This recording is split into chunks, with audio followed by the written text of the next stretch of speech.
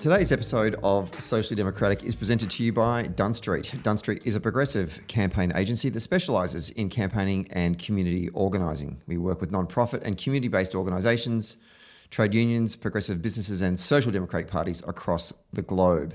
Dunn Street develops community engagement and organising strategies to win campaigns both big and small, and we train engagement staff, volunteers and organisers in leadership and power building. And if you want to create change in your community in 2023, then hit us up at dunstreet.com.au. Today's episode is also brought to you by Maurice Blackburn Lawyers. When you need support with a legal issue, it can feel daunting. And that's why for over 100 years, Maurice Blackburn has been helping guide clients with their legal needs. They're here to help you when you need them the most, from workplace to medical injuries, class actions, occupational diseases, and wills and estates planning. As Australia's leading plaintiff law firm, they have the knowledge and the national network with the experience that you can count on. And to find out more, simply go to their website, mauriceblackburn.com.au. And today's episode is brought to you by SwiftFox. Every moment in a campaign matters, so you need the tools that you can trust. Lists that are up-to-date, phone banks that can change minds, emails that drive donations, events that will energise the community both online and offline, and text blasts that distill your message perfectly. SwiftFox CRM is made for campaigners by campaigners. And to find out more, just go to their website, which is swiftfoxcrm.com to win your next campaign. Hello and welcome to another episode of Socially Democratic, your weekly centre-left politics and organising podcast that dives into the progressive campaigns and issues of the day and the people leading them from home and abroad. This week, Stephen is in Amsterdam hanging out The Hague with Dutch activist for the PVDA and host of the upcoming Forging Links podcast, Ali Hashem, and councillor of the Hague Labor Party, Mikal Tseggai. Ali and Mikal join the show to chat about their political journeys and fill us in on the upcoming Dutch elections. Don't forget to subscribe to the podcast on Apple Podcasts, Spotify, or wherever you get your podcasts. And if you like the show, be sure to give us 5 stars on Apple Podcasts and Spotify. And when you're done listening to today's show, please leave us a review on Apple Podcasts or Podchaser. For updates on all things socially democratic, please follow us on Dunn Street's Facebook, Twitter, Instagram, and LinkedIn.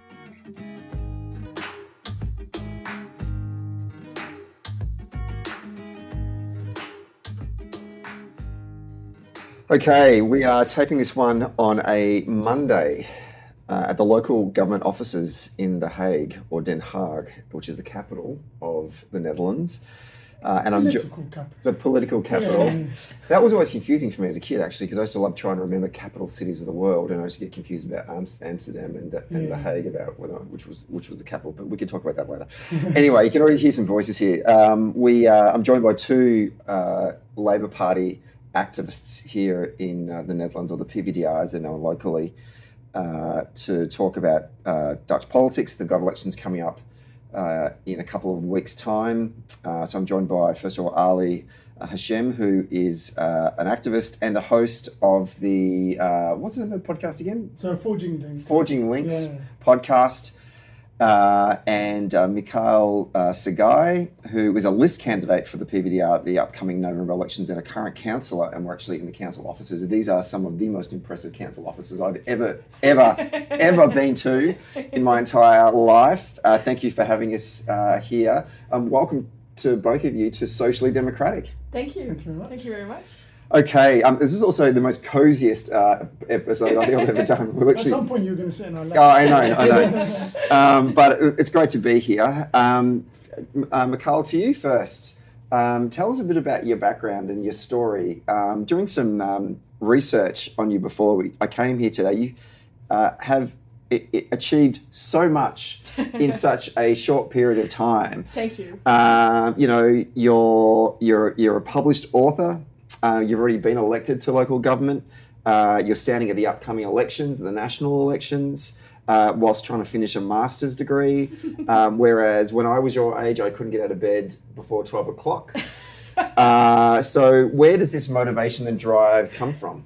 To be honest, if I can, I also like to get out of bed after 12 o'clock, but it's not always possible. Well, that's even more impressive. You've done all of that and you still, No, but so obviously my name is Mikal, I'm 28 years old. And I'm trying to finish a master's degree right now, working on my thesis and running for office, so it's a bit intense. But I think it all comes down to motivation, and if you like what you're doing, it doesn't feel like too much. And sometimes I have a period of time where I feel like it's all too much, but most of the time that's because I don't like what I'm doing. So then I get, for example, long meetings at the city hall is not what gets me going. I like to go into the city, talk to people, visit people and organizations. That's what makes me happy. So yeah.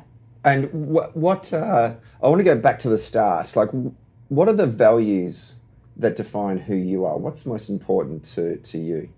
So I come from an Eritrean family, and many people in my family joined the struggle for independence when Eritrea was in a war with Ethiopia. And basically I was raised with the idea that you should stand for your ideals and your values, and at the end of the day even be prepared to die for your values and what you stand for. So that's a bit extreme, obviously. In the European context, it's not always necessary to sacrifice your life for politics. But I think that's why I became a very idealistic person, because of the way my parents raised me. And also because I still have family in Eritrea. I've been there multiple times, and to see the difference between my life and their lives, it has shaped me as a child, I think. Right. Yeah. Can you think about specific moments in your childhood that did shape you and the values that have been important to you through your journey? I think I would say when the far right parties came to a rise in the Netherlands, that was very shaping for me, because then me and my parents started to face a lot more racism. And there was a certain point in Dutch politics where a Dutch Somali member of parliament got her passport taken away because there has been uproar about the things she said in her asylum procedure. And that was like, for me, it was like a very shaping moment, because I felt like if some people up there decide that I am not a Dutch citizen anymore, they can send me out of the country. Yeah. So that was very important for me to realize that it's important that the government doesn't discriminate people and doesn't exclude people, just so that everyone could be part of society. And how old were you when that happened to that politician? I think I was 10. Right. Yeah. What do you remember about that time like? I was afraid of the minister who did it to her, to the member of parliament. And she is now actually in the States, but the one who took away her passport is a colleague of mine now in the Hague City Council. Right. So that's a bit weird, to be honest, because I was a bit afraid of that woman when I was a kid. So it was very weird for me, I think, to realize that just because of the color of your skin and where your parents come from, people get to decide that you cannot be a Dutch citizen anymore. Yeah. And I think it's very important that the government looks to people or treats people equally, no matter the color of their skin or where they come from. One thing that does always fascinate me is that when people are faced with challenges and want to overcome those challenges and make choices, there are lots of different choices that you can make to find a pathway towards change. Politics is one of them, but there's lots of other different things you can do. When was the moment that you thought, politics, and in particular, Labor Party politics, is an avenue where that you want to be involved in and that you can create change? So I came to The Hague when I was 18, 10 years ago, to go to university. But I come from a background and a family where it's not normal to go to university. My sister actually graduated this summer. We had her graduation party this weekend, and she was the first in my family to graduate from university. So when I started university, I was like, I want to do something that makes sure that other people get equal chances in society as well. And I think in the Netherlands, a lot of children face not discrimination, but just inequality. Mm-hmm. Like the system is not fair. If your parents don't have a high income or have a migrant background, you're treated differently by the system than when you're a white, rich kid living in the right neighborhood. And that's something that really bothered me and that I wanted to change. So when I came to The Hague, I became a member of the Labour Party.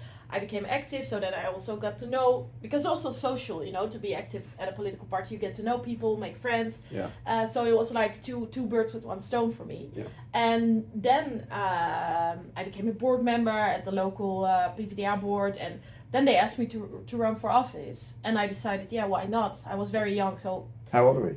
I was 22. Jeez. So sometimes when I think about it, I'm like, that was crazy. But I also thought, like, what does it matter that I'm 22? Everyone above the age of 18 has the right to run for office. Yeah. So why wouldn't I? That's what I thought. So I did it anyways, and it worked out great. Could have gone wrong as well, but it worked out very well. And I really like it. Ali, you've I know that you live in the Netherlands now, but I do detect a London accent. I've watched at least 10 seasons of The Bill, so I can spot a London accent when I hear one. Something tells me that your story has a journey of migration in it. Tell us a bit about how you came to be doing the work that you're doing now. Yeah, so I've been in the Netherlands for about 5 years now. I previously, of course, I'm from London, from Hammersmith and Fulham. I grew up in London. My parents are originally Iraqi, and I was born actually in Syria. So the journey starts way before even my birth. And at some point, my dad was very politically active, which was the reason why he was in Syria in the first place. After leaving Iraq as a young man, he studied university in Syria and then got married to my mother, who was also from their neighborhood. And then at some point, the Syrian intelligence didn't like what he was doing. They started hunting him down, and then we went on a long journey to eventually be in the UK when I was basically about 2 years old or something. Spent most of my life in London. And I think I relate to how you're saying, like, your family has this, resistance fighters, freedom fighters. My dad considers himself in the same realm, and basically I used to spend my Saturdays, instead of watching cartoons and hanging out with other kids or playing football, he used to take me to Trafalgar Square, where we would, the main square in London, where we would collect signatures against Saddam Hussein, which of course he opposed. That journey was like for 10 years or so. We'd collected more than 1 million or so signatures. Wow. Unfortunately, like, what's sad is that movement, because there was no like social media at the time. It's not very well recorded, but basically most of the people within the resistance against Saddam Hussein are aware of that happening. My mother used to cook chickpea soup, and I'd be the one who had to distribute that. And it was a nice icebreaker or bone breaker. With talking to people on the streets to try and get them. So very in touch with kind of like politics embedded into it. And then at some point I realized I wanted to do something away from that kind of politics, especially after the invasion of Iraq. I realized that resistance was over. Half the people went back and started becoming part of the government.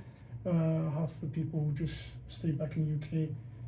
For myself, I just realized, like, it was insincere to do anything in Iraq because I couldn't relate as such. And that motivated me to, of course, locally we had housing issues.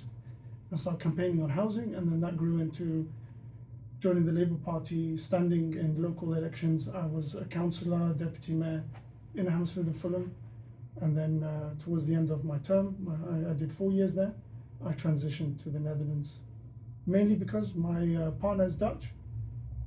She's ethnically Iraqi as well. But my partner basically said it was very difficult for us to continue living in the UK. We had a kid by then, the pollution, the cost of living. This is way before, it was during austerity under the Tory government, but even before, the crisis cost of living crisis that the UK faces now. So it was hard then, and it's much harder now. Yeah. I want to go back a couple of steps there. I'm interested about the story about your father and the work he was doing in Trafalgar Square. Have you read Nick Cohen's book, What's Left? No. Because I feel like the opening chapters talk about the work that your father did and people within the Iraqi community that were living in the UK fighting against the Ba'athist Party. You need to read that book. I will. And you know what? My parents did not have the habit of waking up in the morning and opening the curtains. When I moved to the Netherlands, everyone's just like transparent. Like you'd see people's curtains are never closed, and that for me was like psychologically a transition, one of the cultural transitions. And so one of the things is that I grew up with the mentality of, you're being observed, you're being hunted down, and I thought it was like, nah, this can't be real, until after 2003, once the Ba'athist regime did fall, it turned out one of the people in the protest every Saturday was actually an agent reporting on the activities. That's crazy. From the Ba'athist Party. From the Ba'athist Party. Nuts. Somebody who, nicest guy ever, like type situation. Yeah, but He's a spy. he was a spook. That's crazy. We'll have to pick up that over a beer afterwards. But okay, so you covered up a whole bunch of things there. You talked about housing. Yes. Was that the thing that sort of sent you off into this journey into Labour politics or party politics in general? Yeah. So I was part of the Tenants and Residents Association, and basically the Tories. We lived in a council estate. And the Tories basically flogged it off once they got into power in, I believe it was 2008 or so. They flogged it off. At local government level? Local government. Yeah. They basically sold a plot of land that probably worth $1 billion or so, 1.2 billion maybe at best, was sold off for like 100 million, which is basically like 10% of the price that it should go for. And the reason is they're just like, just get rid of this, gentrify it. Let's bring in luxury housing under the premise that, we're going to rehouse you. That never really works out for most people once the transition starts happening. So we campaigned on that. The local Labour Party was basically like, hosting that movement, helping, supporting from a distance. And then when I joined in, we didn't expect to win government in 2014. We won local government. That was when I became a councillor then. Yep. Basically, we stopped that deal happening. Yep. And we reversed it. And that was one of the achievements of when you say governments can't, politicians don't do anything, can't do anything. This was a campaign where we identified what we needed to do. Once we got into power, we just made it happen. Yeah, right. And so I'm very proud of the team there. They're still in power at the moment. Most of the people are left behind the announcement. Fantastic. A question for both of you, and I want to talk about partly sort of the experiences that I've had back in Australia. The Australian Labor Party's voting base is largely, not the majority, but a large element of our voting base are post-war, as in post-Second World War, migrants from Europe that came to Australia, and now, they vote Labor, their children vote Labor. And I think you can probably say the same about the Labor Party in the UK to a certain degree. I'll ask you for your thoughts about that in terms of the Dutch Party later. But if you look at like the voting base of the Democratic Party in the United States, it's a lot. They say that the epicenter, the power center of the voting base of the Democrats is African American voters, in particular African American women. And I think about my own childhood. I'm a son of migrants, and those kitchen table conversations as a kid with my parents saying, we came to this country, we came to Australia to raise a family and have a better life, but don't you take that for granted. And if you do want to create change, then you need to get off your ass and do things, right? And I just wonder about, does the migrant story mean it's easier to see a pathway to create change through the Labor Party? What attracts us to do this work, or is it harder? Like, I want to get your thoughts first of all, Mikal. Do you think was it harder for you to get in there, or was it like? I actually think both, because on one side you have a very clear drive, a very clear motivation of what drives you to work in politics, but on the other side, I was the only black city councillor for a while. Now since the last elections, I'm not anymore, happily. But if I go into parliament, I might be the only black woman as well. That comes with a lot of death threats, a lot of negativity, a lot of racism, sexism. So that can make it harder as well. And also, people have to get used that there is a black woman in the system that they are working in, because sometimes you want to make a point about racism or something that has to do with migration or refugees, and then it's like, oh yeah, she's only saying that because it's important to her community, or she's only trying to serve her own community. Of course I'm trying to serve my community, because that's what we all try to do in a city council. It's not because I'm black that I'm trying to serve a community. It's because I am someone who is representing people, and I hope every one of my colleagues does the same thing. But because you have a certain color and a certain ethnicity, people look at it differently, if you understand what I mean. So I think both. Sometimes it makes it easier, sometimes it makes it more difficult. Ali? I think I struggled in the UK. I struggled with being boxed into, because I come from a Muslim upbringing, I come from ethnic minority, yada yada yada, all those identities. I did struggle to have the freedom to create my own identity as such. When I moved to the Netherlands, I had almost a clear platform. I was happily a foreigner, let's just say. I know I didn't grow up here, I'm not a native speaker, I just speak Dutch, terribly so. No, you speak Dutch very well. It's because you're kind. So I almost embraced that identity of an outsider, because here I'm naturally an outsider. Whereas in the UK I tried really hard to fit in, but then I realized I was being boxed into what was necessary and needed. Now that I'm here, I'm able to embrace that. But the problem also is that sometimes, how relatable am I to the average Dutch person? That is a struggle that some people in the party, hesitate to bring me forwards into. That's why I'm trying to forge a wider audience of service. The reason why I joined the Labour Party is not the same reason I joined the Labour Party in the UK. The reason why I joined the Labour Party in the Netherlands was because that rich history of the socialist movement in the Netherlands, I could relate to much more than any other party, much more than the Liberal, the Zesester, or the Tories, or you have a multitude of parties here. In your council, you have 15 in the city council, and probably on national level there's 50. That's nuts. So you can join a wide array. I was invited to join a Muslim background party, inspired by, in the same way the Christian Democratic Party was more like the Muslim Democratic Party, or come and join the very local regional party where I live in Schiedam, or you can do that, or join the Green Party or such. But for me, it was, where would I want to feel as a home? Where would I want to, if looking back, success or not success on a parliamentary campaigning level, where would I relate to? Where do I feel comfortable in terms of my values? It was liberating to be able to pick based on my values, even though, obviously, coincidentally, it's the Labour Party, but it felt different to picking the Labour Party in the UK, where you had, two-party system, and you're kind of locked into that. You either want to be in the opposition, or if you want to fight for power. So here it was far more liberating. Felt like I was free to choose my path much more. That's really interesting. I hadn't thought of it that way.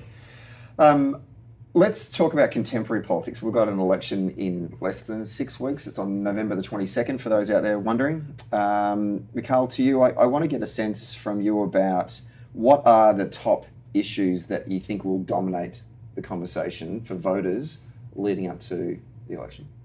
I think definitely cost of living. It's not as bad as in the UK, but we also have a cost of living crisis. And I would also say housing, everything that has to do with environmental issues. And lastly, I would say migration and the whole identity discussion. That's amazing, because I'm going to ask you questions on all of those things. Yeah, well, that worked out quite well, didn't it? You're welcome. Well, can we start with housing? Because I know that you've got a background in housing and urban development and planning. Housing in Australia is a massive issue for folks, right? People who are trying to get into the housing market, that is to buy a home, people who are renters, the queues when a property goes on the market to rent. on a Saturday afternoon or down the street, and folks that own homes, obviously it's getting more and more expensive because our interest rates are going through the roof. So there's all these challenges Australians are facing. I know our listeners would be very interested to get a sense about what are the challenges that Dutch people are facing right now in terms of housing. I think literally the same as in Australia. Like, we have social housing, but you have to wait 10 years to get into that. Is that government housing? Government, we call yep. it social housing, but it's government housing. But it's not purely government because it's a housing association. Yeah, but it's more paid housing for association. by the government. So Yep. yeah, so that's why we call it social housing. But if you only can get into that if you have a certain income, underneath a certain income. But you have to wait 10 plus years to get government housing. So people have to go on the market either to rent or to buy. Renting is super expensive and super crowded as well. I had a friend of mine who wanted to register for an apartment, a new built apartment in Amsterdam. There were 30,000 people who wanted to live in that one building. And he got into it. He said, I felt like I won the lottery. And I said, you did, literally, because there were so many people. You're right. And when you want to buy, we have the same issue with interest rates.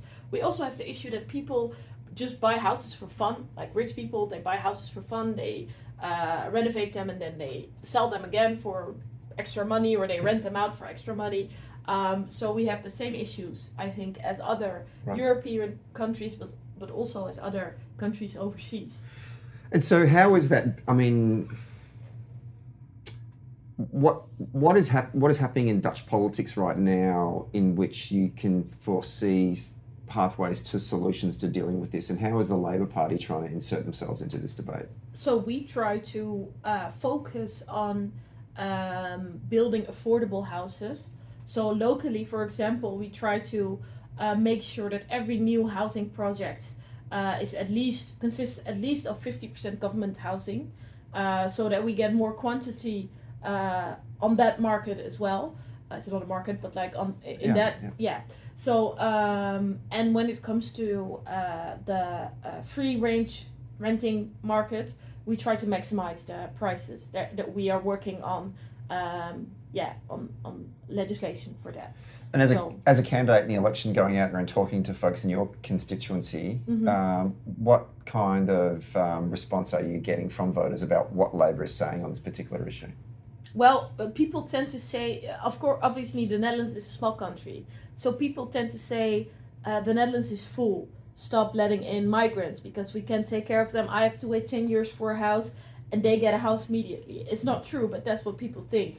So I try to shift the conversation away from migrants to the policy of the last few years that has been very much away from the government housing. Like the government was even selling social housing instead of building new affordable housing. So I try to shift that conversation away and just trying to talk about what we want to do instead of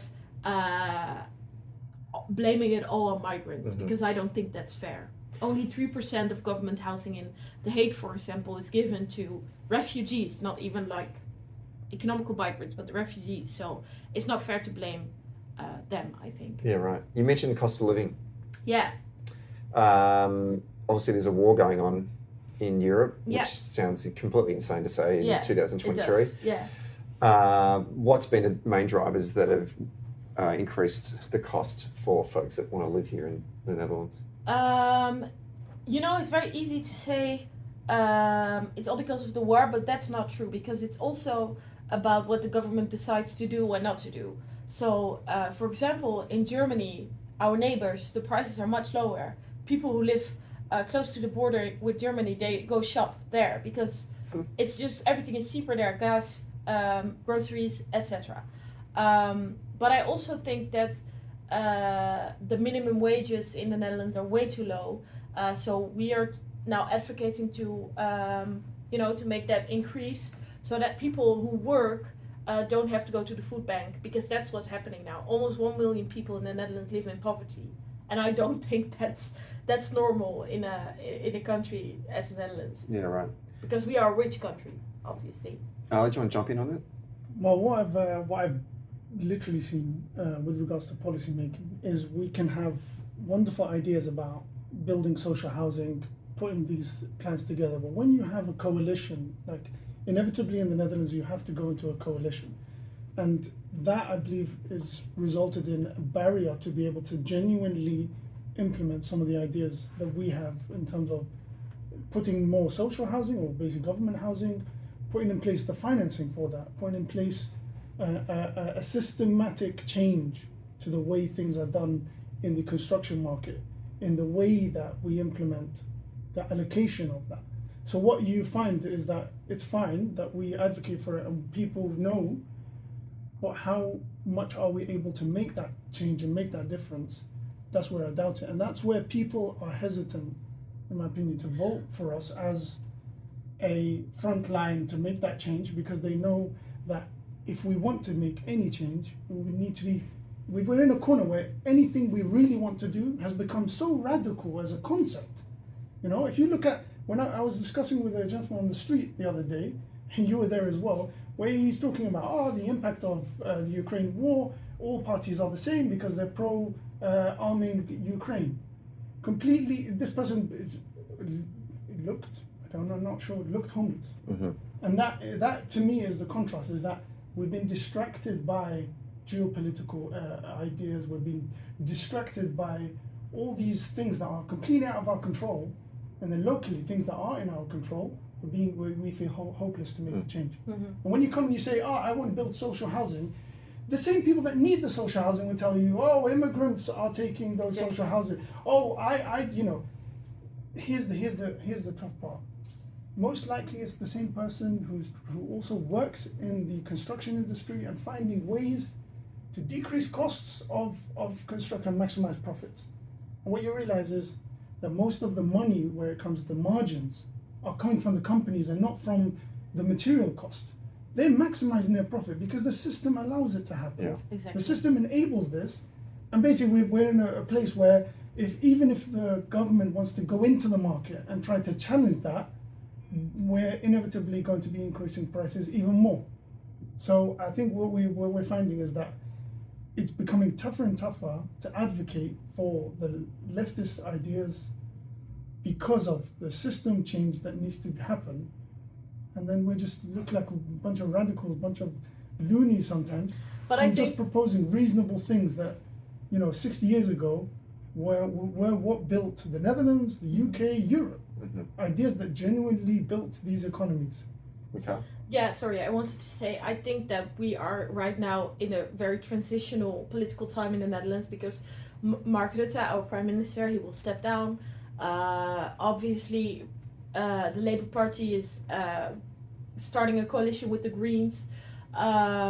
So I really have good hope for this election. And I feel like it's the most exciting election in maybe 15 years. So, yeah. Let's take a quick break to talk about SwiftFox. Every moment on a campaign matters. You need the tools that you can trust. Lists that are up to date, absolutely. Phone banks that can change minds. Emails that drive donations, and events that will energise the community online and offline. And text blasts that distill your message perfectly. SwiftFox CRM is made for campaigners by campaigners. And to find out more, go to swiftfoxcrm.com to win your next campaign. Okay, let's get back to the show. We'll see how it goes. It's adding on that. It's interesting. We've had a whole round of elections back home in Australia over the last sort of 18 months, both at a state level and at a federal level, national level. And cost of living was the number one issue when voters were surveyed that would impact on who they were going to vote for. And remember, in Australia, it's compulsory voting, so we don't do turnout. It's just persuasion only, right? Just people are going to go to the polls, so let's just persuade them. Now, historically, in the 70s and 80s and 90s and early 2000s, if you were going to run a campaign and the central issue was cost of living, that is normally considered to be a conservative frame, as in that is good terrain for them. If they're going to be talking about cost of living, we would be worried as a left-wing party. Amazingly, the Conservatives were in government at a national level, and cost of living if you surveyed voters and they said, who do you think is best to handle the cost of living? Over time, voters started to say, well, I think the Labor Party would be best to handle it. And that shocked me, right? And then even at state elections where we were the incumbent party in government, the same results were coming back through. People saying, I think Labor is the best party to handle this issue. The things that I thought and I wondered, well, how did that happen? And I thought it was interesting to see how the Labor Party took policies to the election where they could, one, frame up the Conservatives to say, you're the reason why we've got high cost of living, you're out of touch and you don't understand what ordinary Australian voters are going through, and you're not the people that will be able to handle it. And here's some of the ideas that we're going to take to the election, like trying to put better wages in the back pocket of Australian workers, like the government inserting itself into the market and actually working out where can they intervene to try and reduce the costs, like more investment into TAFE courses, which is like not university, once you finish high school, not go to university, but do skills with your hands, like trades. Vocational work. So if you want to be a nurse, we'll pay for it. If you want to take up certain skills, trades, we'll pay for it. So therefore, there's other ways we can help you not have to pay for these sort of things. If you want to put solar panels on your roofs, we'll pay for it. So we're trying to bring down your energy bills. So we tried to work out where were the areas where voters were actually getting impacted directly, as opposed to doing long-term policy adjustment that you're not going to feel the effects of it until 5-10 years. People can't wait that long, right? No. And I'm interested to get a sense of what are we hearing from the Labor Party here in the Netherlands in terms of policies to address this central issue of the cost of living. I think because you mentioned a minimum wage before, right? There's one. What else are we doing? I think when it comes to sustainability and environmental issues, we are also trying to communicate very clearly to people that it's not about drinking oat milk. It's about indeed putting solar panels on your roof so that your energy bills lowers and that you also reduce your energy use. So that's two, I think. Yeah. And also when it comes to inflation, I think it's very important for the government to insert itself in the market, because we now have to do with companies that hire the price just because they can, and people can't pay for their food anymore, and the companies just keep doing it because why the hell not? No one stops them, and sometimes they don't even pay their taxes, and sometimes they get an extra subsidy from the government, and etc. So all of this also has to stop, because it makes the people it makes people uncertain of social security and food security, even in a country as the Netherlands. And do you think that, say, middle class voters, which I assume in a country like the Netherlands, that's where the majority, that's probably where elections are won and lost, right? Are they starting to look at government and think, hang on a minute, what's going on here? Why are we struggling to pay for our weekly food bill while these fat cats in Amsterdam or in The Hague are earning, big corporate dollars and paying themselves these bonuses? Because I've noticed in Australia that middle class Australians are starting to wake up and go, hang on a minute, this isn't right. I think in the Netherlands we have the tendency to take things seriously when they happen to the middle class. So, for example, the housing crisis wasn't considered a crisis before it happened to middle class people, and now we have the same thing going on with the cost of living crisis. And when it comes to debt, you now see, let's say a salary of €2,500 after taxes would be in the Netherlands would be more than enough to live a comfortable life before this crisis. Now you can't even save if that's your salary. So people start to even if they're middle class, they start to struggle, and that's why they look at the government differently now, because normally they would say, well, the government, I don't really need them, why would I bother, I don't care. But now they see that we need a change, and that's what makes me hopeful. There is a certain framing. The middle class tend to vote for as much stability as possible. Exactly. So keep the status quo going as long as possible. That's why Rutte has been so successful at remaining in power, because he promises to just keep things going as they are. And now what you're finding is there's this divergence. Stability is no longer working, but then on the other side, the right keeps framing the left, Green Party, Labour Party, as radical, they're coming in and they're gonna make it worse. Because why worse? Because they're saying if you put in place the Green Deal that's coming from Europe, if you implement all those measures, it will increase the costs and rather than decrease the cost in the short run. Mm-hmm. If you intervene in the housing market, you will increase the costs of the material to make construction, and contracts will go up, and labor will have basically the constructor people, the builders are going to cost more because they have more projects. So then your average middle class person who needs somebody to come and build an extension will now cost double, and that's happened in the past.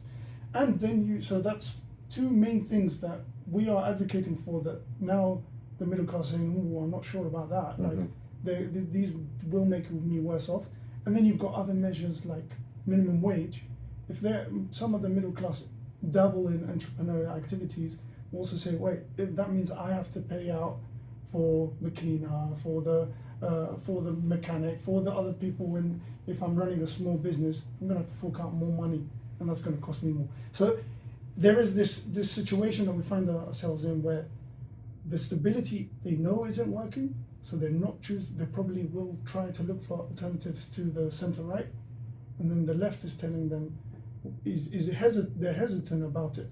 So I think that's where we need to become more assuring, to say, look, what we want is just to keep things steadily growing towards a different direction. Yep. But who's going to try and disrupt that is, of course, the right, who control aspects of the media, or control aspects of the narrative, will try and keep framing us as radical, as oh, goes too far, this will cost us. And I think that insincerity on both sides, insincerity from our sides to admit that some of the measures that we want to put in place are costly and will cost, and we do need to increase taxation, we do need to intervene, and there may be unforeseen consequences. So we need to be more honest about what we're going forwards with. And the right need to understand that the more they bash this narrative, the more they bash the way we're doing things, they're going to corner themselves, because guess what? It's going to make people either not vote or vote really extremely, either left or right. Yeah. And that won't result in a stable government. Then we'll have years of unstable governments.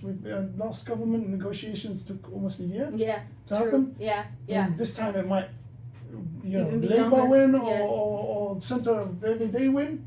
We might still have 2 years of negotiations. Yeah. And Rutte, this whole time, the caretaker government of Rutte stays in power.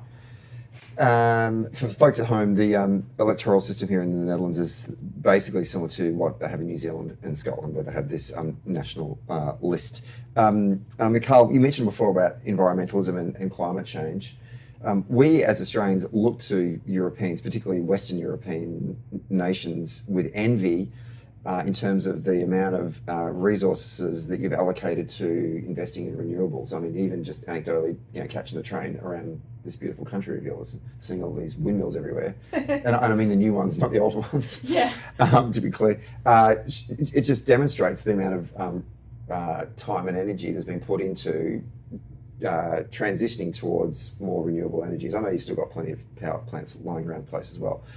In Australia, climate change has been really politicised, and for a long time I would say it would be the third rail of Australian politics. Like Labor just did not want to touch it, because the Conservatives would say that look, they're going to bring back taxes to pay for all these kind of things.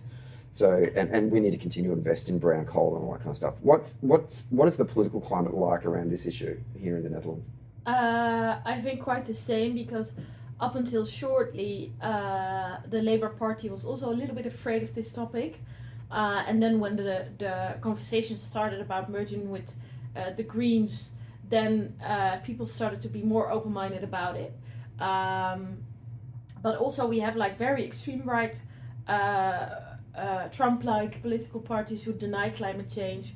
We have parties who don't deny climate change, but who wants to be very sure that people can still drive their car everywhere for free with no consequences. And also we have an issue with there being no good alternative for the car. So yeah, our public transportation system is well, but it is not very cheap for people who don't make a lot of money. So for me personally, for example, I share a car, a very small car with my best friend. Most of the time it's cheaper for me to take my very small car than to take the train. So as long as we don't have cheap public transport that is also very widespread, because I know the Netherlands is a small country, but in rural areas it's very difficult to get around with public transport, people won't stop using their car. So we still have a lot of issues, I think. Ali, I want to ask you about the way that you would, picking up on the point that Mikal said before about it is a bit of a political hot issue. Does the PVDA, going into an election campaign, when they're going to talk about investing in renewables, do they do it from the frame of it's going to create more jobs and good paying jobs? Or is it like we're doing it because we want to address the issues related to the climate? I think we need to take it not from our narrative. Pushing our narrative is very difficult. Of course, we have people talking. Just to be clear, the leader of the joint list of GroenLinks, the Green Party, and PVDA is Frans Timmermans. He was the European Commissioner for Environment. He basically is the person who pushed through the European New Green Deal, and that is basically like a framework, like a European framework, which will have also effects on a global level in terms of what is needed, what you need to do in order to have, in order for a government to combat climate change. So there's a whole bunch of measures in that legal, basically legal document that all European countries have to adhere to. And they've all signed up to it. If you're in the EU. At this moment, yes. Yeah. At this moment, yes. However, if we look at how it's, we were pushed. We're not a majority in the European Parliament. We're not a majority even in the European Commission. And when I say we, as in Green parties and Socialist parties, are not the majority. And I think it's incredible that we've managed to push this through. But now I'm questioning myself, why did that happen? Now our biggest ally is the Christian Democrats across Europe, France and Germany, and they were allies in this journey until today, where they're like, oh, we're not sure. After pushing it through, after agreeing with it, after it becomes law, they're now, oh, I'm not sure. Why? Because it resonates. It doesn't resonate as something they want politically. Yeah, they're playing both sides of the street. So they're playing both sides, and I'm like, oh shit, like they really cornered us, didn't they? They really put us in a corner where... Unless you point out the hypocrisy. Yeah, but that's the thing is, that's where the narrative comes in. Yeah. So if we take a step back and be like, okay, well, how is it affecting people's lives? That narrative is going to be toxic. And to the point where it's going to be like, yeah, but, you know, France is the main man of the environment, which we're hoping, in our alliance with the Greens, is going to increase our vote, increase our young voters, and bring over some liberal voters who will be like, you know what, we're talking, you know, we're not just talking the talk, we're actually doing something about it, and we have credentials to say we've done something about it, but now there's a big test on the national level whether that's going to work. We're not talking about green jobs. We're not talking about a positive aspect, because no one's given us the mic to actually say those things. Most of the time it's criticizing the new Green Deal, criticizing the green movement as airy-fairy, isn't able to actually implement it, it's going to cost you more. So the problem is that we're facing is that we can't actually talk about these things, and even when we do, it doesn't actually resonate because it hasn't proven, like installing, you saw all those windmills and everything, the companies behind that, unfortunately, are still the oil companies who basically have implemented the same way of working from oil fields to wind farms. The same way of working. I'm professionally a project manager, and I know that means there is no heart in it. There is no sense of ownership and responsibility towards the environment. It just makes financial sense. And the moment that breaks down, because the government isn't providing subsidies, the European Commission is not providing support for the green industry, it will collapse, and they'll go back to using their money to plow into oil fields in the North Sea. And so basically we're in a tightrope situation where it can collapse any moment, even though the narrative we're pushing out is that's it. Yep. Forever we will be on the trajectory of the green movement. Mikal, you got any thoughts on that? I agree. I don't think I have anything to add, actually, because Yeah, I think you're You've quite been right. brainwashed. That's why you're. I think you're quite right. We've been greenwashed in a different way. One thing that is happening in Australian politics, and I wonder if it's happening here in the Netherlands as well, is that the Conservative Party in Australia, their voting base, their traditional voting base is ageing. As in they're getting older, and that group is getting smaller and smaller and smaller. And the largest group that's now growing is sort of that 18 to 35 group. And they're voting more left. I mean, we don't have 60,000 parties like you do in the Netherlands, spawning new ones every day. But they're either voting for the Labor Party, the majority of that cohort, that younger cohort, vote Labor, and a minority of that vote for the Green Party in the sort of inner city. And so I'm wondering the demographics of the voter in the Netherlands. What's that? What's happening there? In the last national elections, the Labour Party was the oldest party in terms of voting base. Wow. So here it's the other way around. That's not good. It's not good, but it's also because the Netherlands is it's an aging country. So we have more old people than young people, to say so. And but now, for the first time, the last local elections, we've seen a shift from old voters to younger voters, and especially now with Frans Timmermans, young people really like him. I think he has some kind of Bernie Sanders effect on them, Right. And young people are very happy about him. So I think this time it will be better, and I think it's also because we've worked on putting young people forward from within the Labour Party. So less As in candidates? as in candidates. Exhibit A right here? Yeah, me, but also, I mean, I'm in the city council, but in the national parliament, there are I think even 3 people who are under 30. Mm-hmm. So I think that's very important as well. So we're getting into a shift now. Yeah. So it's getting better. And especially because we are merging with the Greens, who is a much younger party than the PVDA, it's getting better.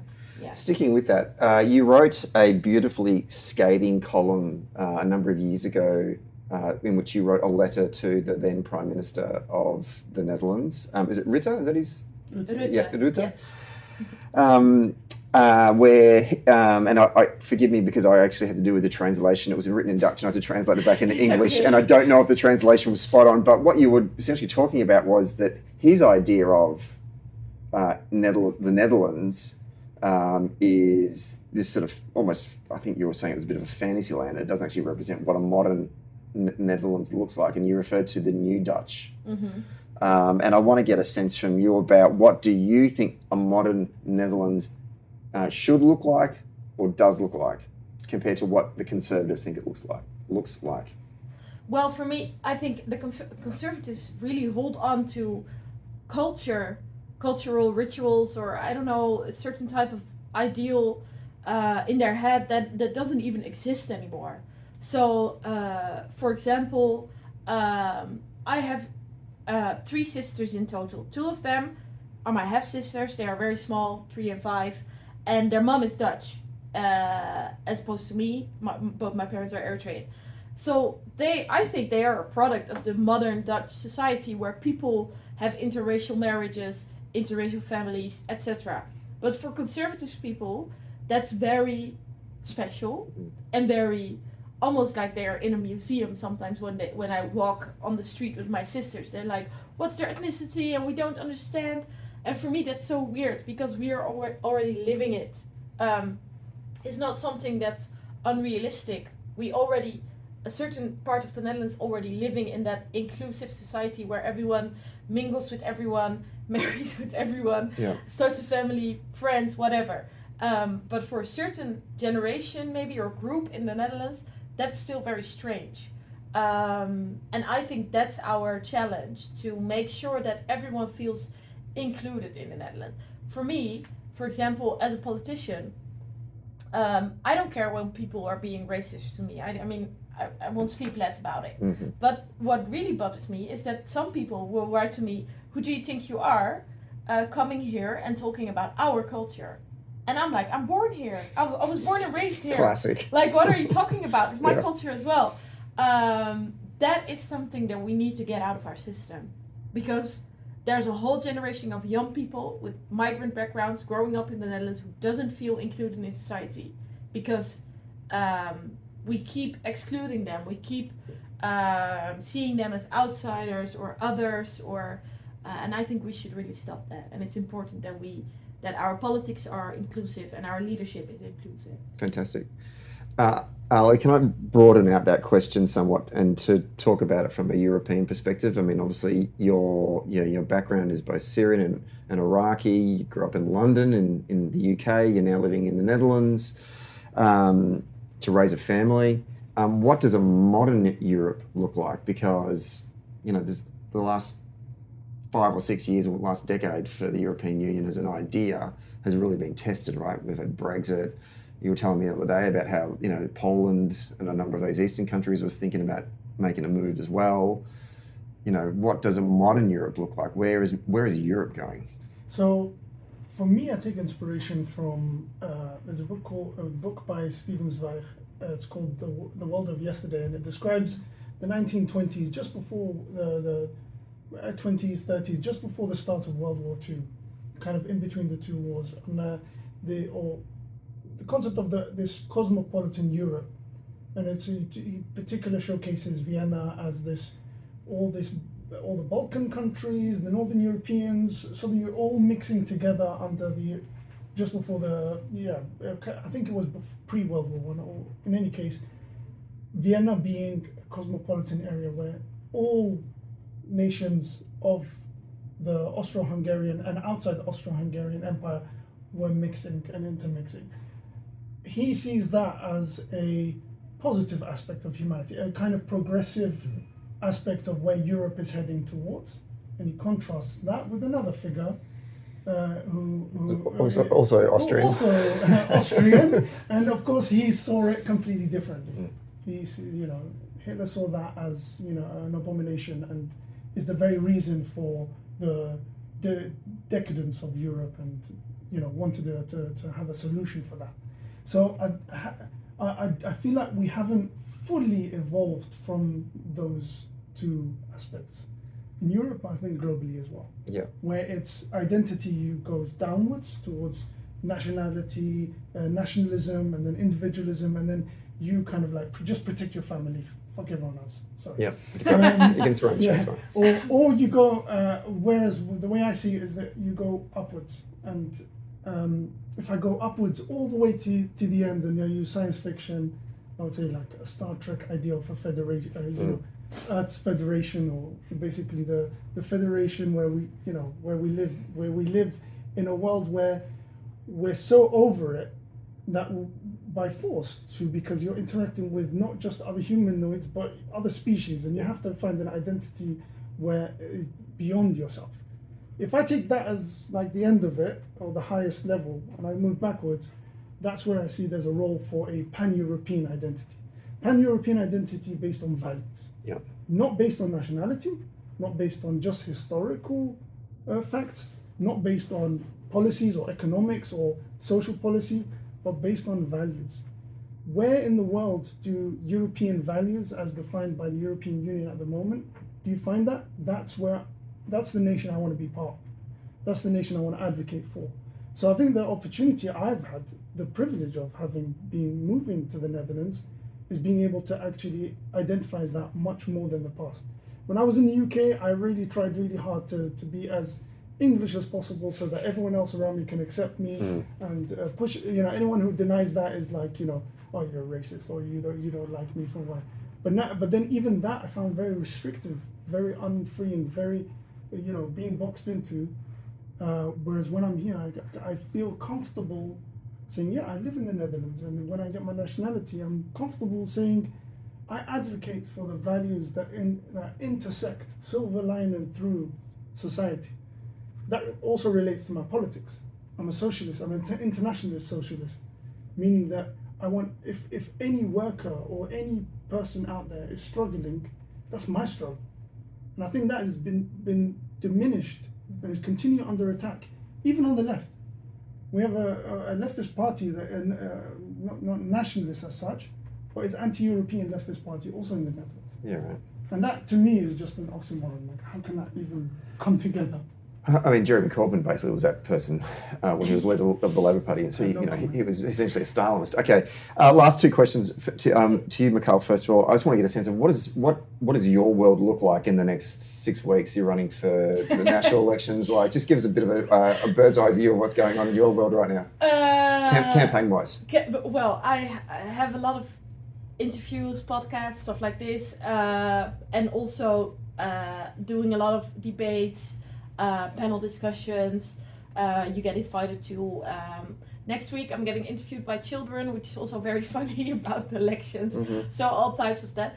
And whenever I have the time, I have to write my thesis. So that's life right now. So my thesis deadline is 1 week for the elections. Timing of that is very just intense. Yeah. Radio. So I won't see my family. I won't see my friends until December, I think. Yeah, right. But that's okay. They all support me, so that's very nice. I'm very confident that if anyone could do it, you can. Oh, thank you. Because you have a track record. Yeah, thank you. But I hope it doesn't come at the expense of your own health or your own. No, it doesn't. Your own mental health, because that I think it's important. Yeah, I think that's important, and I really try to do that as well. So yeah, thank you for that. Ali, just one more question for you as well. Obviously, you've started your own podcast as well. What was the motivating factor to do such a thing? So I spent 2 years in the PVDA Academy, which is kind of like a leadership program. We would come together as a group of about 20, 30 people, mainly young activists. Every month we would try to educate each other on themes of environment, governance, European Union, all these other. So we can have a good level playing field of understanding between us. That is about 2 years I'm in the second year of that. What we realized is at some point, including Mikal, like now that she's on the national list, she's getting exposed to the media and podcasting and talking and expressing herself. And it's a really steep learning curve where you go from completely unknown to suddenly you're on national or regional. Everyone wants to hear who you are. And that actually happened to our second on the list, to Esma, where Esma Lala, yes. Sorry, she's second on our list, and then suddenly the media woke up to, hey, we don't even know this person. Yeah. And then we're like, yeah, because you should have paid attention. But the point is, I wanted to start a podcast for two reasons. One, I want to help bring out the stories, the hard work. Anyone who goes out there and says, well, what's Labour doing? What are the Social Democrats doing for us? It seems like we're doing nothing because we're not in national government. But on a local level, on a campaigning level, people are working hard. We still have one of the strongest activist bases, and we have one of the biggest membership list of all the parties. Of all the parties in the Netherlands. Yeah. And that, for me, it was important to bring those voices, bring those stories forwards. And the other part is giving back to those people and saying how, making them more comfortable with expressing their story, their narrative, giving them that media training as such to be able to go out there and say, look, this is what I believe, this is what I'm doing, and this is where I want to go with it. And hopefully their stories will inspire other people to become active in politics generally, and in the Labour Party specifically, or the Green Party, or the progressives generally. Fantastic, very good. Folks, thank you so much for coming on the show today. I really appreciate you both taking time out of your busy schedules, in particular you. I mean, you've got thank you for having me. You've got a lot going on. So can I say to you, good luck with the election campaign. I really hope you, one, enjoy the whole Festival of Democracy, but also that you get over the line on the 22nd of November, and also that the PVDA gets elected into some form of government. Yeah, that would be nice. It would be fantastic. So good luck. Thank you. Ali, do you want to give the podcast a plug before we wrap up? Yeah, so we'll be forging links. This episode will be one of the ones we will be launching with. So we're going to hopefully sometime in October, we're going to be launching it. And then we're going to hopefully consecutively be producing episodes for that. So be forging links will be the podcast. And if you want to find us on Twitter, X, or any of the other social media, we are aunion. So that's the platform we're trying to build where we can promote activists on. So it's aunion.eu. Great, and we'll put the links in our in the bio of this week's episode. Thanks for coming on the show today, and thank you for welcoming me to your wonderful country once again. Thank you. Thank you. It's been a pleasure.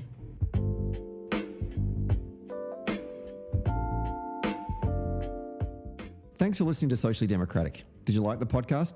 hit the follow or subscribe button and be sure to leave a review on Apple Podcast or Podchaser. And to get all the latest on Socially Democratic, follow Dunn Street on Facebook, Instagram, Twitter and LinkedIn. And we'll see you next Friday. Socially Democratic was brought to you by Maurice Blackburn Lawyers. Maurice Blackburn Lawyers have spent more than a century paving the hard path to justice for everyday Australians. They've helped over 500,000 Australians turn their situation around, and they know how the system works. Their experience and skills means you'll get the best results possible. Find out more on their website, mauriceblackburn.com.au. Maurice Blackburn, experience you can count on. Socially Democratic was brought to you by SwiftFox. Every moment on a campaign matters. You need the tools that you can trust, lists that are up to date, phone banks that can change minds, emails that drive donations, events that will energise the community online and offline, and text blasts that distill your message perfectly. SwiftFox CRM is made for campaigners by campaigners. To find out more, go to swiftfoxcrm.com to win your next campaign.